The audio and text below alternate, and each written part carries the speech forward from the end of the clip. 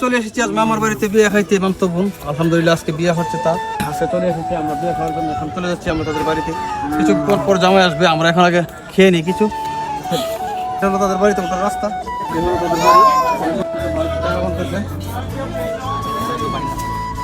সেটা হলো আমার মামা, তার মেয়ে আজকে বিয়ে দিচ্ছে। আলহামদুলিল্লাহ এখানে অনেক কষ্ট করতেছে, শ্রম দিতেছে, সে মানুষকে আপ্যায়ন করতেছে, খাওয়াচ্ছে। আলহামদুলিল্লাহ আজকে মামা বাড়িতে চলে এসেছি খাওয়ার জন্য।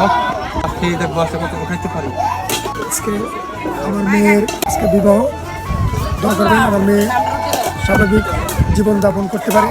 আমি এটাই আল্লাহ রসুলের কাছে দোয়া যে আমার মেয়েটা সুন্দরভাবে সংসার করতে পারে, শ্বশুর শাশুড়ির সেবা করতে পারে।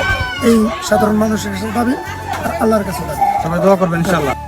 তারপর এদিকে আমরা খানা খাওয়ার জন্য বসে গেলাম, সবাই একই সাথে মিলেমিশে। এদিকে ঘুরিয়ে ঘুরিয়ে সবকিছু দেখে নিলাম কে কোথায় খাচ্ছে। এদিকে আমি রাকিব খানা শুরু করে দিলাম, রাকিব, কুদরত, বাগিনা, আমরা এক এক টেবিলে বসেছিলাম। এদিকে ছোট ভাই পান নিয়ে বসে আছে সবাইকে দেওয়ার জন্য।